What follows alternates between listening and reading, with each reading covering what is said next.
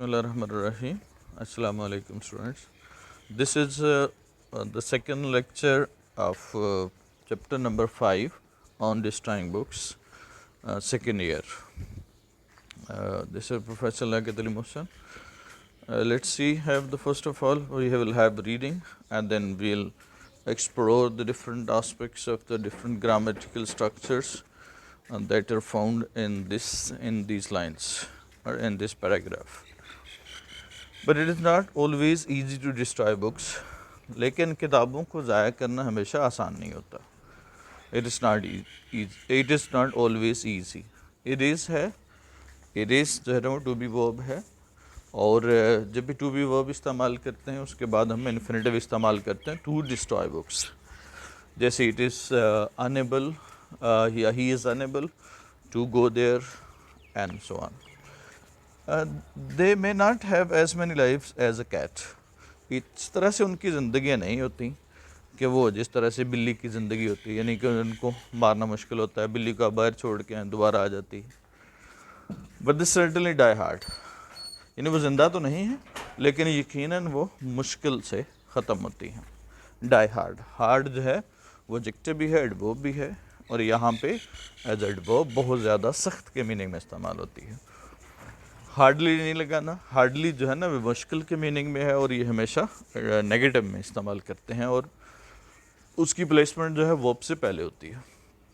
It is sometime difficult to find out a scaffold for them. उनके लिए जगह ढूंढना मुश्किल होता है. This difficulty once brought me to almost the shadow of the rope. मुझे फांसी के फंदे तक एक दफ़ा ले आया. शैडो ऑफ द रोप का मतलब होता है फांसी के फंदे पर. ऑलमोस्ट जो है वो एक्शन की सिमिलैरिटी के लिए लिखते हैं, और अबाउट जो है वो टाइम के लिए इस्तेमाल करते हैं. I was living in a small and a Shakespeare would say heaven kissing flat in Chelsea. कहते हैं एक छोटे लेकिन एक बुलंद जो है, हेवन किसिंग से मुराद क्या होगा, बुलंद यानी आसमान को छूता हुआ. यानी चूँकि लिटरेरी लैंग्वेज में पोइट या राइटर अक्सर क्या करते हैं, वो ऐसे लिखते हैं कि जिस तरह से वो मेटाफोरिकली बयान करते हैं. हेवन के सिंह से मुराद यानी आसमान को छूता हुआ वो लिखेंगे. वो इसलिए कहता है कि वो आसमान को छूते हुए, आसमान को छूते हुए वो लिखेगा.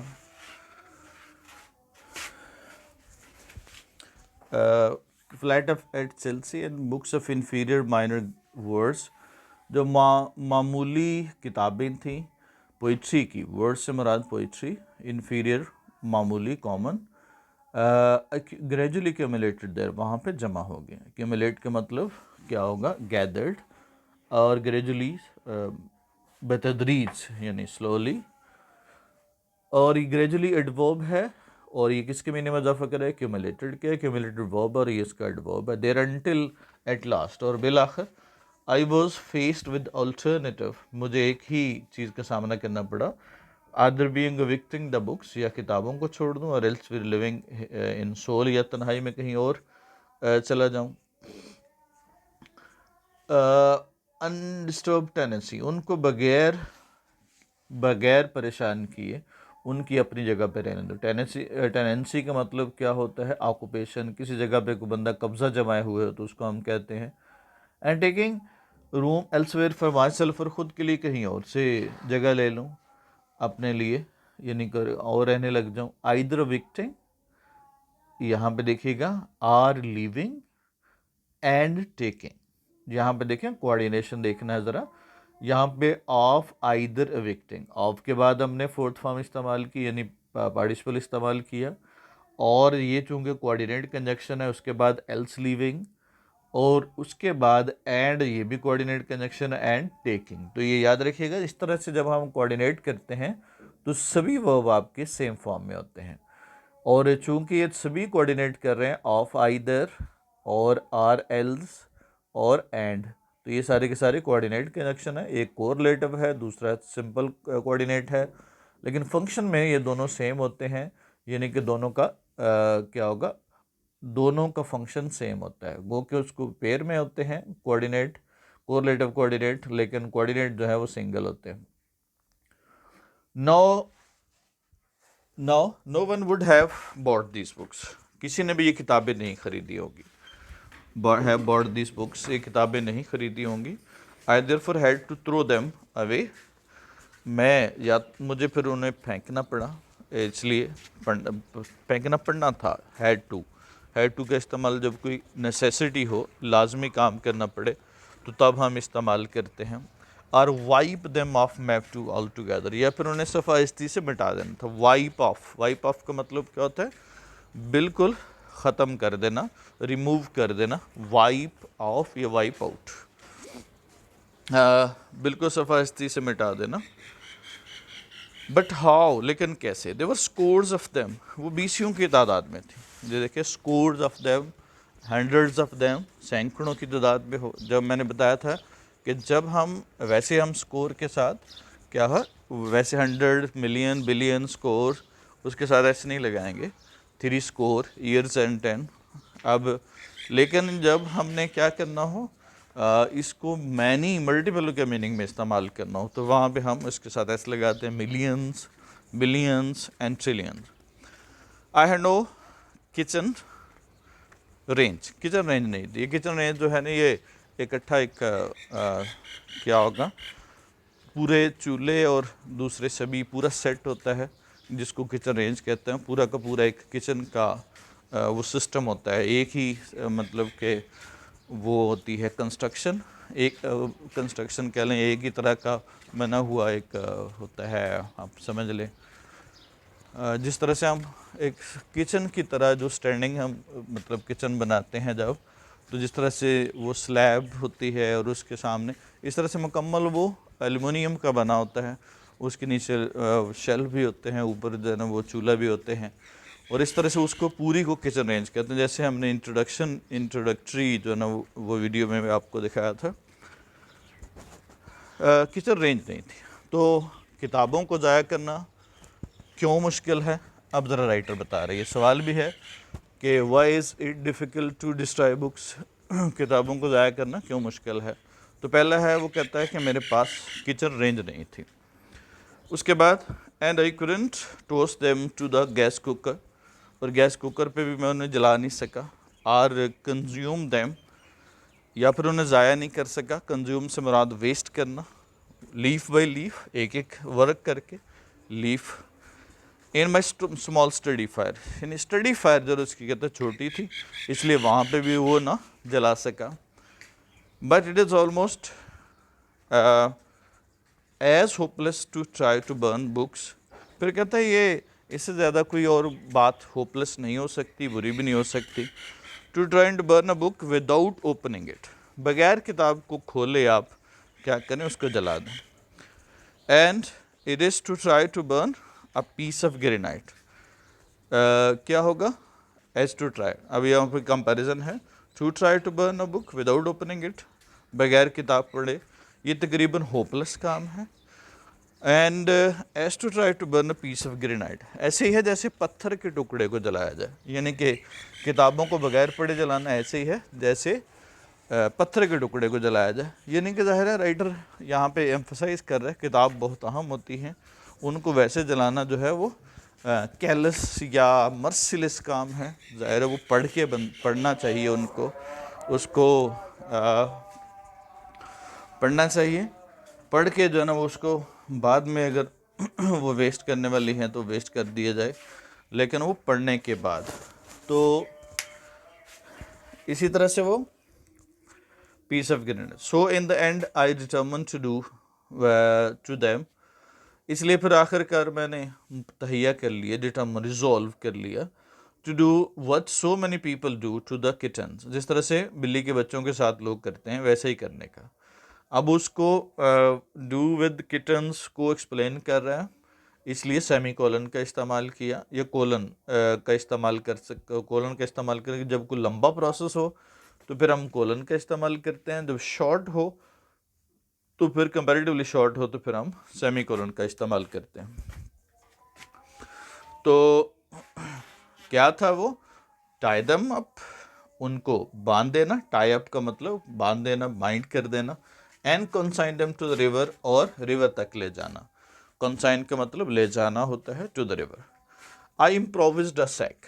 अब ये पहला दो सवाल हो गए कि राइटर जो है वो कैसे, कौन कौन से तरीके हैं जिसके ज़रिए से किताबें ज़ाया करना चाहता था। दूसरा पॉइंट, वो क्यों मुश्किल था उसके लिए। तीसरा पॉइंट कि वो किस तरह से फिर उसने ज़ाया करने का डिसाइड किया, ज़ाहिर है यानी थ्रो करने का रिवर में। और चौथा सवाल अब आ गया कि किस तरह से वो वाक़या पे नोट लिखना है, कि किस तरह से वो क्या करता है, किस तरह से वो लेके जाता है, वो वाक़या कैसे पेश आता है, वो वहाँ पे उसने डिस्कस किया गया। अब वहाँ पे पहला काम क्या किया उसने, ये पूरा वाक़या है, नैरेटिव है। नैरेटिव याद रखना है कि एक वाक़या होता है और वाक़या हमेशा किस टेंस में लिखा जाता है, पास्ट इंडेफिनिट पे। अब वो पास्ट इंडेफिनिट में वो सारा वाक़या लिखेगा। पहला काम क्या किया, इम्प्रोविज्ड सैक, बोरी का बंदोबस्त किया।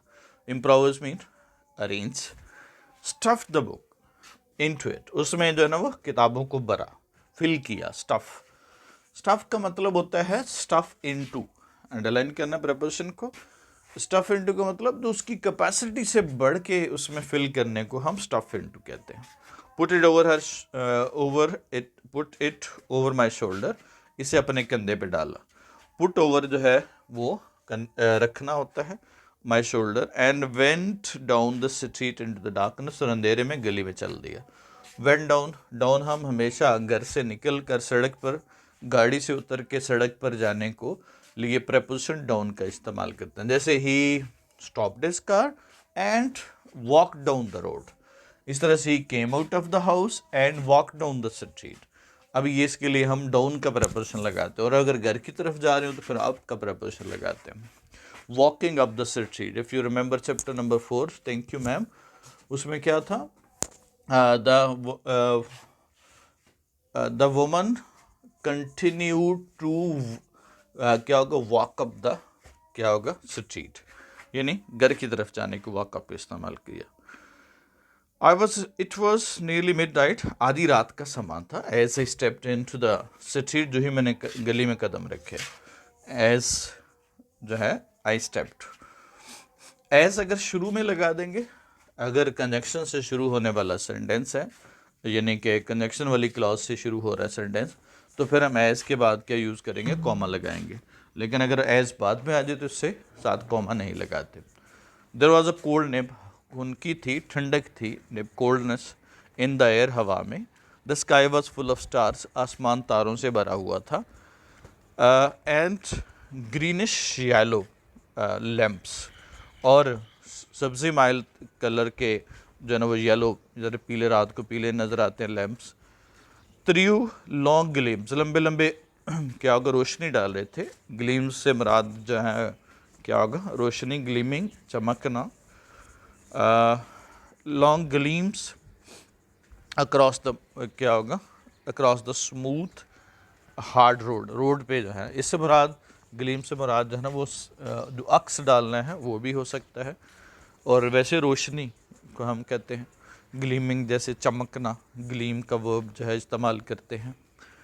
अब यहाँ पे ग्रीनिश येलो, अब ये है येलो लैम्प्स, अब याद रखना है ग्रीनिश येलो लैम्प्स। अब ये चूंकि दोनों एडजेक्टिव्स हैं, ग्रीनिश भी एडजेक्टिव है और येलो भी एडजेक्टिव है, तो यहाँ पे देखिएगा, अगर एडजेक्टिव ये दोनों किसके मीनिंग में इजाफा करे, लैम्प्स के। अगर ये नाउन के मीनिंग में इजाफा करे तो एडजेक्टिव होंगे। अगर ग्रीनिश येलो के मीनिंग में इजाफा करे तो फिर वो एडवर्ब होना चाहिए, ग्रीनिशली हो जाएगा। इसलिए क्या होगा, वो ग्रीनिश जो है वो एज अ एडजेक्टिव इस्तेमाल करेंगे। इस तरह से दो एडजेक्टिव अगर एक ही नाउन को क्वालिफाई कर रहे हों तो फिर हम दोनों नाउन एडजेक्टिव को इकट्ठा लिख सकते हैं। लेकिन अगर एक एडजेक्टिव पिछले वाला एडजेक्टिव या पिछले वाला वर्ड एडजेक्टिव के मीनिंग में इजाफा करे तो वो एडवर्ब होना चाहिए। मसलन देखिएगा, he is a skillful person, he is a skillful intelligent person. अगर स्किलफुल जो है वो पर्सन के मीनिंग में इजाफा करे तो फिर स्किलफुल इंटेलिजेंट पर्सन होगा। अगर हम कहते हैं he is high intelligent person, तो अब यहाँ पे हाई पर्सन के मीनिंग में इजाफा नहीं कर रहा, बल्कि हाई इजाफा कर रहा है क्या होगा, इंटेलिजेंट के। तो फिर जाहिर है ये एडजेक्टिव नहीं रहेगा, क्योंकि ये नोन के मीनिंग में इजाफा नहीं कर रहा बल्कि एडजेक्टिव के मीनिंग में इजाफा कर रहा है। तो फिर हाईली स्किलफुल पर्सन या हाईली इंटेलिजेंट पर्सन लिखेंगे। ये याद, इस तरह से स्ट्रक्चर जो है हमें कन्फ्यूजन हो सकती है एडजेक्टिव और एडवर्ब के इस्तेमाल में। जी, फ्यू पीपल वर अबाउट, इधर उधर चंद लोग ही थे। फ्यू जो है वो ना होने के बराबर, जब ना होने के बराबर हो तो फ्यू लिखते हैं। And here and there rang out, और इधर उधर घूम रहे थे। या रिंग आउट, रिंग आउट का मतलब आवाज़ आना। रैंग का मतलब वैसे होगा, रैंग अबाउट हो तो यहाँ पे घूमना फिरना। रिंग आउट, रिंगिंग आउट जिस तरह से हम यूज़ करते हैं, रिंग आउट का मतलब बजना होता है, यानी आवाज़ आना।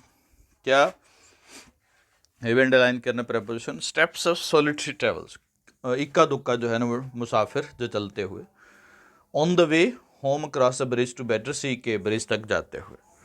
आई turn up my, turn up का दो मतलब होते हैं। टर्न अप का मतलब क्या होगा, नमोदार होना। जैसे if you remember chapter number 15 angel and the author, first year में वो कहता है all the celebrities that have been क्या होगा, advertise on the posters had not turned up to a man. Turn up का मतलब अपीयर होना, पहुंचना, नमदार होना। लेकिन यहाँ पे टर्न अप से मुराद क्या होगा, फोल्ड करना, सीधा करना। टर्न अप, माई ओवरकोट कॉलर को मैंने क्या होगा, सीधा किया यानी फोल्ड किया। सेटल्ड माई सैक, और क्या हुआ, अपनी बोरी को रखा। सेटल का मतलब क्या होगा, पुट यानी रख देना उस पर। My sack on the sack comfortably across my shoulder, अपने कंधे पे बड़े आराम से रखा, कंफर्टेबली। अब कंफर्टेबली क्या है, सेटल्ड है, तो इसलिए क्या होगा, एडवर्ब इस्तेमाल किया। अक्रॉस माई शोल्डर, अपने कंधे के उस इधर उधर, यानी दोनों साइडों पे, जिस तरह से हम गर्दन नीचे करके हम कोई चीज़ उठा लेते हैं अपने कंधे पे। एंड स्टोर्ड ऑफ, लंबे लंबे डेग भरे। गैलप्ड, लंबे कदम लेने को हम स्टोर्ड ऑफ कहते हैं, जैसे घोड़े या जो ना वो कोई जानवर ऐसे करते हैं। टूवर्ड द लिटिल स्क्वायर, वो क्या होगा, लिटिल स्क्वायर यानी छोटे चौराहे की तरफ। Of the glow of the coffee stall, वहाँ पे साथ में कॉफ़ी स्टॉल भी थी जहाँ से रोशनी नज़र आ रही थी, ग्लो। विच मार्क्ड, जो इंडिकेट करता था near end of the bridge, bridge का करीबी किनारे को। And who sweeping iron girders, sweeping का मतलब प्रोजेक्टिंग, बाहर को निकले हुए। आयरन गर्डर्स, जिसको गार्डर्स कहते हैं हम पंजाबी में, गर्डर्स होते लफ्ज़, वो were just visible against the dark sky behind, पीछे आसमान और सामने वो नज़र आ रहे थे। अ फ्यू डोर्स डाउन, चंद कदम आगे। आई पास्ट अ पुलिसमैन, पुलिसमैन के पास से गुजरा। हु वॉज फ्लैशिंग हिज लैटर्न्स, वो अपने लालटेन को या टार्च को क्या कर रहा था, डाल रहा था ऑन कैचेस, जो चिटखनियाँ होती हैं, कुंडियाँ होती हैं जिसको हम कहते हैं। बेसमेंट विंडोज, चाहे बेसमेंट की, जो देख रहा था कि खुली तो नहीं रहेगी। ही टर्न्ड, वो मुड़ा। आई फैंसीड, मैंने इमेजिन किया, तसव्वुर किया। ही लुक्ड सस्पिशियस, उसे क्या होगा, शक नज़र आ रहा था, यानी सस्पिशियस मीन डाउटफुल। अब यहाँ पे लुक जो है वो दिखाई देना मुराद है, तो क्या होगा, लुक अगर देखना मुराद हो तो ये एक्शन है।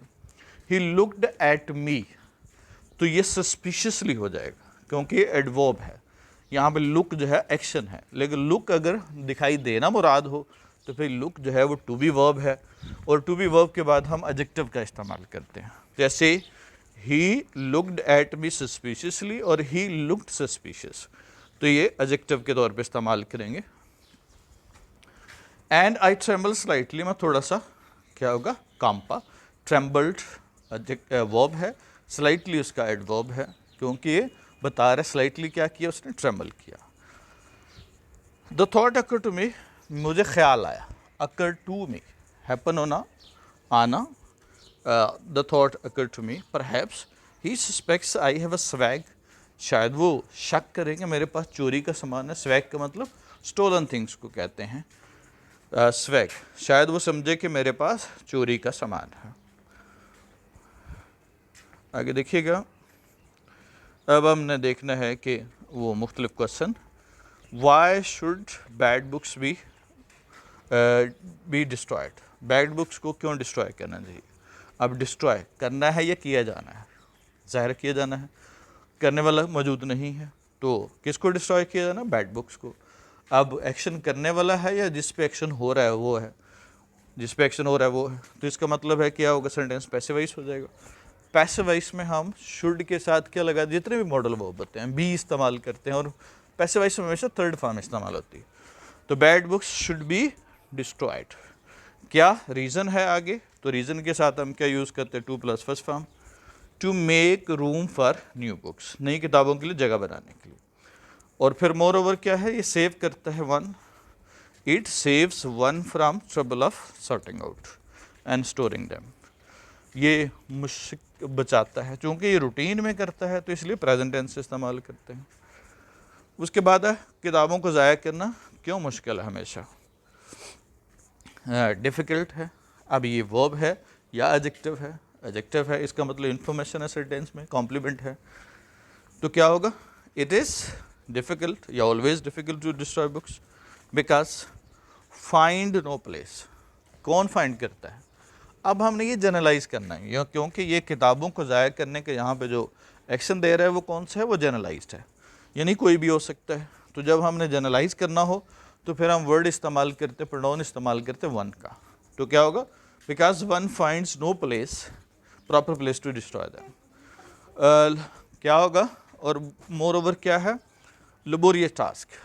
अब जाहिर है ये जनरलाइज ट्रुथ है, यानी कि रूटीन की बात कर रहे हैं, तो जब रूटीन की बात हो, ये जनरलाइज ट्रुथ हो, तो फिर हम कौन सा टेंस इस्तेमाल करते, प्रेजेंट टेंस। लेबोरियस टास्क है तो अब हम उसके लिए क्या यूज़ करेंगे, लेबोरियस टास्क जाहिर है वर्ब नहीं है, नाउन है, तो क्या होगा, it is a laborious task to waste them. और कैसे, अगला सवाल है, थ्रोइंग दैम इनटू रिवर।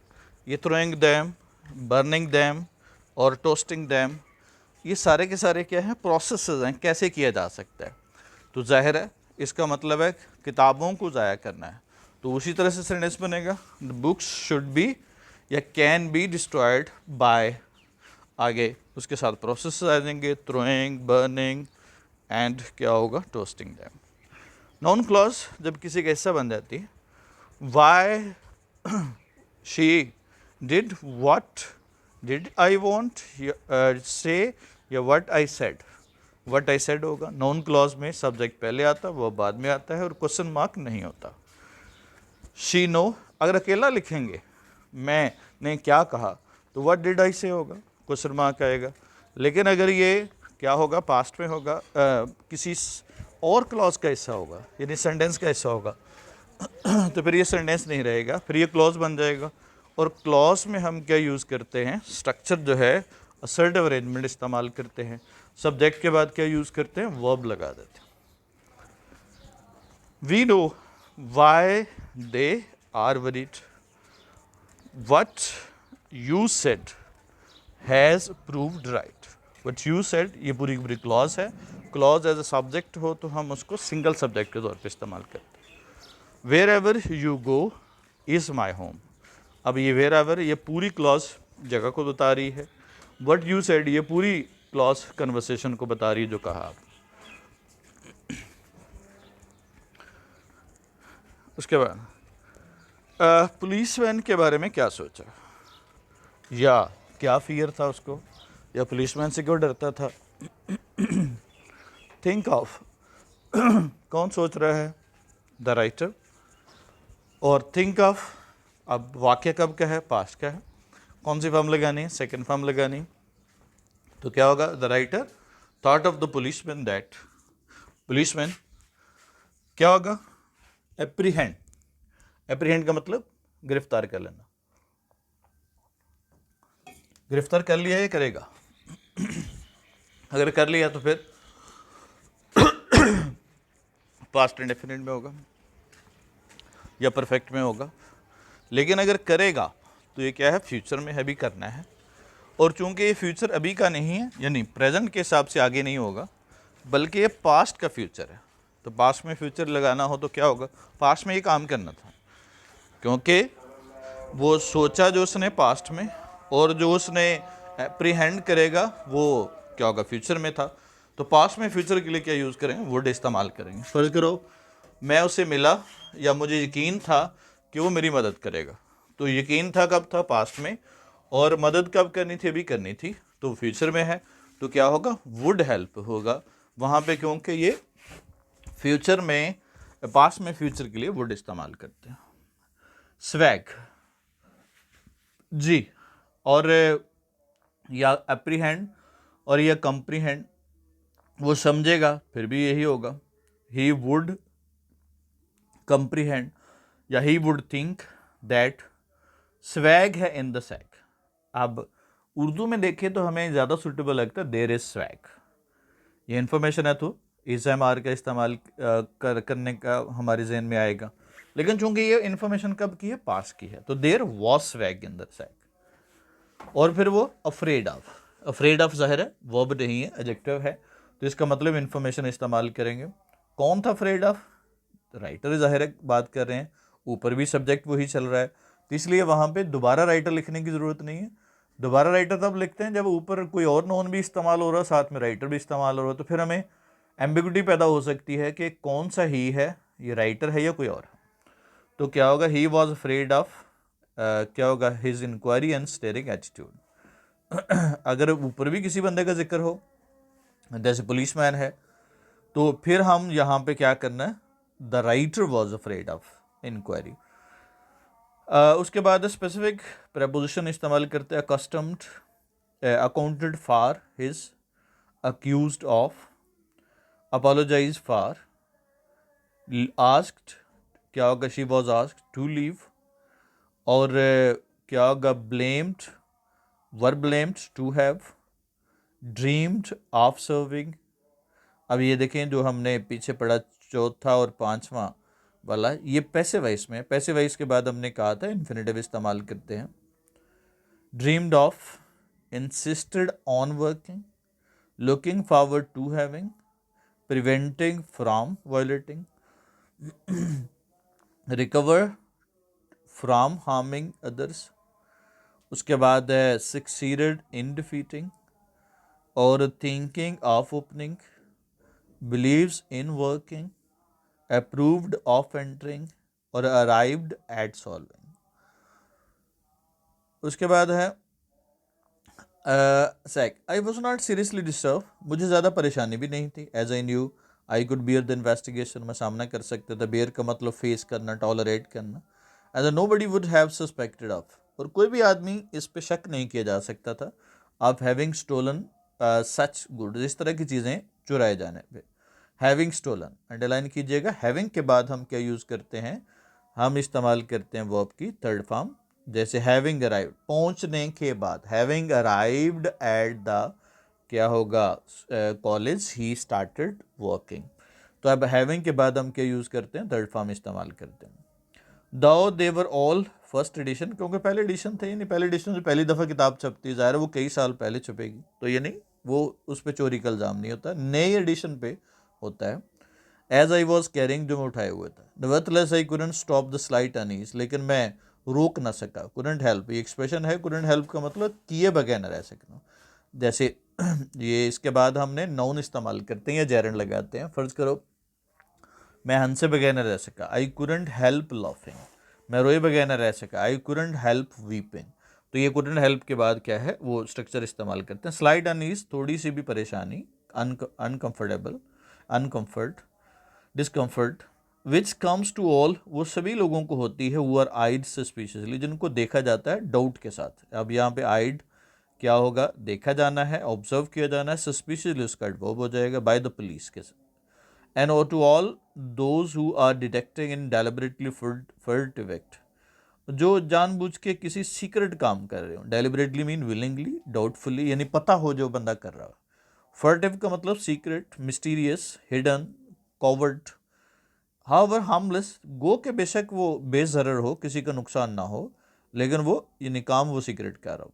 ही एक्विटेड मी, उसने मुझे छोड़ दिया, एक्विटेड का मतलब एब्सॉर्ब, लीव, फ्रीड, अपेरेंटली ज़ाहिरी तौर पर, यानी मुझे कुछ नहीं कहा। And with the step that making an effort, मैंने कोशिश करते हुए, I prevented from growing more rapid, ज़्यादा तेज़ होने से मैंने खुद को रोक लिया। एंड आई वॉकड ऑन, मैं चलता गया। वॉक ऑन का मतलब जब ऑन का प्रपोजिशन लगा दें तो इसका मतलब क्या होगा, काम करते रहना। वॉक ऑन, चलते रहना। क्या होगा इसी तरह से, कैरी ऑन, काम करते रहना, and so on. Until I reach the embankment, जब तक कि मैं वो फसील पे हिफाजती दीवार के पास नहीं पहुंच गई। एम्बैंकमेंट जो आउटर बाउंड्री होती है या आउटर वॉल होती है पुल की, ब्रिज की, उसको हम एम्बैंकमेंट कहते हैं या वॉल कहते हैं। अनटिल हम इस्तेमाल करते हैं टाइम के लिए, और अनलेस इस्तेमाल करते हैं हम क्या होगा, कंडीशन के लिए। अब चूंकि यहाँ पे टाइम है तो कब तक चलता गया, टाइम है तो वहाँ पे अनटिल का इस्तेमाल करना। कुछ शर्त हो, फ़र्ज़ करो हम कहते हैं कि आई शैल हेल्प यू, क्या होगा, जब तक कि आप रिक्वेस्ट नहीं करते मैं आपकी हेल्प करूँगा, तभी हेल्प करूँगा। तो क्या होगा, अनलेस यू रिक्वेस्ट मी होगा, क्योंकि शर्त है उसकी हेल्प करने की। जी, उसके बाद देखिएगा, अब ये कुछ वर्ड हैं जो आम तौर पे, एक तो इनकरेक्ट सेंटेंसेस हैं, और फिर जो क्वेश्चन को करने में हम इनकरेक्ट सेंटेंसेस इस्तेमाल कर सकते हैं, वो मैंने इसमें दिए हैं ताकि इसकी प्रैक्टिस हो। जो कॉमन वर्ड जो है हम मिस्टेक करते हैं, ये हम कॉमन मिस्टेक्स होती हैं in writing. The writer decided, to throw होगा, डिसाइडेड के बाद क्या लगाना है, to throw. He managed a sack, stuff the books होगा। अब चूंकि मैनेज्ड सेकंड फॉर्म है तो अगली भी सेकंड फॉर्म होगी, पूरा का पूरा वाक्य सेकंड फॉर्म में होगा। फिर ये कोऑर्डिनेटेड होना चाहिए। स्टफ्ड, मैनेज अगर सेकंड है तो स्टफ्ड भी सेकंड होना चाहिए। At last he throw the sack after some एप्री, थ्रू होगा। ये वाक्य जो है ना रूटीन में नहीं हो सकता, पास्ट का वाक्य होगा। The writer thought of the policeman that he would apprehend, and there is नहीं होगा, देयर वॉज स्वैग होगा, क्योंकि पास्ट में वॉज इस्तेमाल करना है। और उसके बाद है moreover he afraid from enquiry, तो ये एडजेक्टिव है। तो ये ही के बाद, ये अक्सर बच्चे जो है शुड के बाद एडजेक्टिव लगा देते हैं, या शुड या जितने मॉडल वर्ब उनके बाद एडजेक्टिव लगाते। ही कैन अफ्रेड, इस तरह से भी नहीं होगा। ही अफ्रेड, ये भी नहीं होगा। ये एडजेक्टिव है तो एडजेक्टिव से पहले या तो अगर वर्ब लगेगा और टू बी वर्ब लगेगा एडजेक्टिव से पहले, और या फिर इसके पहले हमें कोई टू बी वर्ब, जैसे मैंने अभी बताया वो शुड है तो शुड चूंकि मॉडल ऑक्सिलरी है तो उसके साथ हम एडजेक्टिव नहीं लगा सकते। वो to be verb, should be afraid, can be afraid, may be afraid. इस तरह से जैसे मैंने यहाँ पे जो ना हम बनाएंगे, कैसे बनेगा, he was afraid. It was a time of permanent felicity for 2 months। अब फॉर 2 months आ गया तो क्या होगा, हैड बिन आ जाएगा। The writer enjoy the summer vacations, vacation होगा। He visited the village during summer holidays, visited the village होगा या हिज विलेज होगा, क्योंकि स्पेसिफिक विलेज की बात कर रहे हैं। The writer wished for uh tricycle होगा इन ए चाइल्डहुड, क्योंकि नाउन जब काउंटेबल होता है, सिंगल होता है तो उसके साथ ए एन लगाते हैं। जनरलाइज करना हो, स्पेसिफिक करना हो तो दा भी हो सकता है। However he was very poor to buy it, जब गरीब होगा खरीद सकेगा, नहीं खरीद सकेगा नहीं, तो ये नेगेटिव रिलेशनशिप में हम टू का इस्तेमाल करते हैं, T टू और टू। तो he was too poor to buy, he his wish was change नहीं होगा, चेंज की नहीं जा रही, चेंज हो गई, तो जब होने के लिए इस्तेमाल करें तो चेंज हो जाएगा। He bought with the price money, अब बॉट किसको किया, यहाँ पे वो ऑब्जेक्ट नहीं है तो बॉट के बाद क्या लगाना, ऑब्जेक्ट लगाना जिसके मीनिंग में इजाफा कर रहा हो। इसी तरह से आगे देखिएगा, हैड आई नोन यू अगो। अब हैड आई नोन है, ये इन्वर्जन है, इसमें मोस्ट ऑफ द सेंटेंसेस में इन्वर्जन का मतलब होता है जब हम उसकी अरेंजमेंट चेंज कर देते हैं, हेल्पिंग ऑक्सिलरी को पहले लिख देते हैं और सब्जेक्ट को बाद में लगा देते हैं। इनमें जो वर्ब एग्रीमेंट है वो ज़रा ध्यान से देखना है कि वर्ब एग्रीमेंट वैसा ही रहेगा, बेशक अरेंजमेंट चेंज हो जाए, वर्ब एग्रीमेंट उसी तरह से रहेगा। जैसे हैड आई नोन यू, तो ये अगो के साथ कोऑर्डिनेट नहीं करता, नोन यू बिफोर हो जाएगा। वॉज एली हेयर, क्या होगा, I could have talk to him. अब ये ऐसे ही है, अगर ऊपर वाले सेंटेंस में देखें, यहाँ पे ये असल में सेंटेंस इस तरह से बनता है, if I had known you before, ये इफ वाली क्लॉज के तरह से ही एलिप्स हमने इन्वर्जन इस्तेमाल करते हैं हैड के साथ, ठीक है, वर के साथ हम इस्तेमाल करते हैं। तो ये क्या हो जाएगा, had I known you before होगा, वर एली हियर, यहाँ पे इफ एली वर हियर होगा, तो इसी तरह से वर एली हियर होगा। Should I had come here before, तो should had I come here before, यानी तरतीब जो है ना एलिप्सिस वो इन्वर्जन वाली होगी, शुड के बाद हैड और सब्जेक्ट बाद में, लेकिन जो कम है वो उसी तरतीब उसी तरह से रहेगा जिस तरह से हम इफ़ आई क्या होगा, या आई शुड हैव जिस तरह से हम इस्तेमाल करते हैं। और शुड यहाँ पे हैड नहीं होगा, शुड हैव आई कम, ठीक है, शुड हैव के बाद थर्ड फॉर्म इस्तेमाल करेंगे तो फिर क्या होगा, थर्ड कंडीशन में इस्तेमाल करेंगे।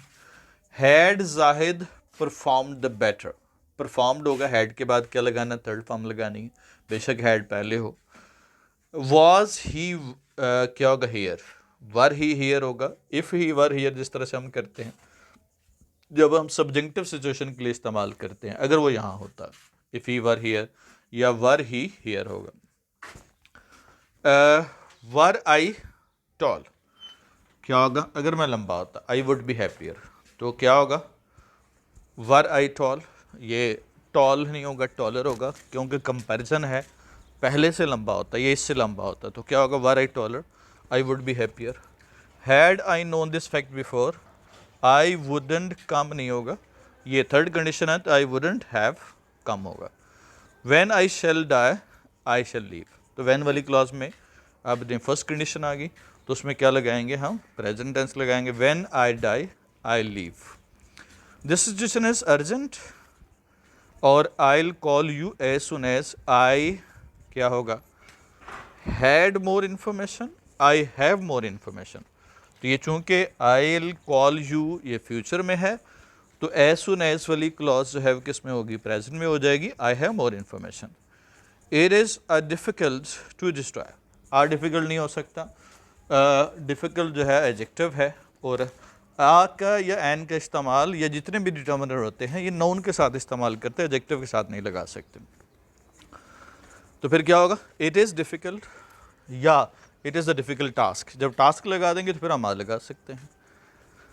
It is difficult it is difficult to destroy books because one finds no proper place to destroy them. Moreover, it is a laborious task. अब टास्क चूंकि काउंटेबल और सिंगल है तो laborious टास्क हो जाएगा, to waste them. It saves him from the trouble of sorting, जब generalise करना हो तो इट सेव्स वन होगा, क्योंकि जनरलाइज में सभी लोग आते हैं। और bad and useless books should be destroyed, passivise है, डिस्ट्रॉय कर रहा है, डिस्ट्रॉय हो रहा है, हो रहे हैं, तो क्या होगा, शुड बी डिस्ट्रॉयड हो जाएगा। आज के दौर में जंगलात की अहमियत बहुत ज़्यादा, पैराग्राफ है, अब यहाँ पे बताइएगा वर्ब है या इन्फॉर्मेशन, इन्फॉर्मेशन है। किसकी बात हो रही है, जंगलात के बारे में, क्या इन्फॉर्मेशन है, बहुत अहम है, तो प्रेजेंट की इन्फॉर्मेशन है, इसे हमारे इस्तेमाल करेंगे। तो forest are very important in present age, या फिर इन प्रेजेंट एज शुरू में लगा सकते हैं, उसके बाद कॉमा लगाना पड़ेगा। ये आबो हवा को खुशगवार बनाते हैं, वर्ब बनाना कौन बनाते हैं, ये किसको बनाते हैं, खुशगवार को और आबो हवा को। तो ये दो ऑब्जेक्ट आ जाएंगे, एक एडजेक्टिव है, और मेक वाले वर्ब के साथ हम दो ऑब्जेक्ट लगाते हैं। एक ऑब्जेक्ट जो है वो एडजेक्टिव होता है और एक क्या होगा, नाउन होता है। तो अब ज़रा देखिएगा पास्ट प्रेजेंट, अब एक्टिव वाइस है पहली बात, फिर जो है ना ये प्रेजेंट का टेंस है, प्रेजेंट में रूटीन है, तो क्या होगा, दे मेक एटमोसफेयर क्लाइमेट या एटमोसफेयर क्या होगा, प्लेजेंट। अब यहाँ में देखिएगा क्लाइमेट प्लेजेंट, अब इसमें मेक वाले वर्ब में क्या होता है कि जो डायरेक्ट ऑब्जेक्ट होता है वो क्या होगा, वो पहले लगाते हैं, और जो एडजेक्टिव होता है वो बाद में लगाते हैं। ये नहीं होगा कि दे मेक प्लेजेंट क्या होगा, क्लाइमेट या एटमोसफेयर, ये गलत होगा, अब हुआ क्लाइमेट हो गया, तो ये गलत होगा, क्या होगा, दे मेक क्लाइमेट प्लेजेंट, क्या होगा, उसको प्रेजेंट बनाते हैं। मौसम की शिद्दत को कम करते हैं, वर्ब है काम करना, कौन काम करे, ये किसको काम कर रहे हैं, शिद्दत को, अगेन प्रेजेंट और रूटीन, तो दे मिनिमाइज, रिड्यूस, लेसन। अक्सर बच्चे लेस यूज़ कर देते हैं, लेस एडजेक्टिव होता है, तो ये लेसन लगाना है। They lessen the intensity of weather, ये आंधियों सैलाब में सेम थोर को रोकते हैं। वर्ब रोकना, कौन, ये, किसको, ये तीनों चीज़ों को, आंधियों सैलाब और सेम थोर को। अगेन प्रेजेंट, एक्टिवाइज और रूटीन। तो दे क्या होगा, स्टॉप, प्रिवेंट, किसको, आंधियों, विंड्स, फ्लड्स, वाटर लॉगिंग, सेम, पानी के ऊपर आ जाना वाटर लॉगिंग, और थोर, नमकियात का ऊपर आ जाना सैलिनिटी। बर्फ़ को जल्द पिघलने से रोकते हैं। वर्ब रोकना, कौन, ये अंडरस्टूड है, पीछे से चला आ रहा है, यानी जंगलात ही किसको रोकते हैं, जल्द बर्फ़ को और जल्द पिघलने से। क्या होगा, दे प्रिवेंट, क्या होगा, या दे स्टॉप या दे प्रिवेंट, किसको, ये स्नो या आइस लगाएंगे, स्नो होगा जो बर्फ़ होती है, जो कुदरती बर्फ़ होती है। दे प्रिवेंट स्नो, क्या होगा, फ्रॉम, प्रिवेंट के साथ प्रपोजिशन क्या लगाता है, फ्रॉम, क्विक मेल्टिंग होगा। ज़मीन की ज़रख़ेज़ी को बढ़ाते हैं। वर्ब बढ़ाना, कौन, यही अंडरस्टूड है, चला आ रहा है, किसको, ज़रख़ेज़ी को। तो क्या होगा, फिर वही एक्टिवाइज, प्रेजेंट और रूटीन। तो they increase the fertility of soil, ज़मीन से मुराद अर्थ नहीं लिख देना, इससे मुराद सॉइल होती है जहाँ पे फसलें काश्त करते हैं। जंगलात मुल्क की मुआशी तरक्की में अहम किरदार अदा करते हैं। वर्ब अदा करना, कौन अदा कर रहा है, जंगलात क्या अदा कर रहे हैं, अहम किरदार। तो क्या होगा, दे प्ले या फॉरेस्ट प्ले क्या होगा, एन इम्पॉर्टेंट रोल, क्या होगा, मुआशी तरक्की में, in economic progress. That was all regarding this lecture. Have a nice time. See you inshallah. Allah Hafiz.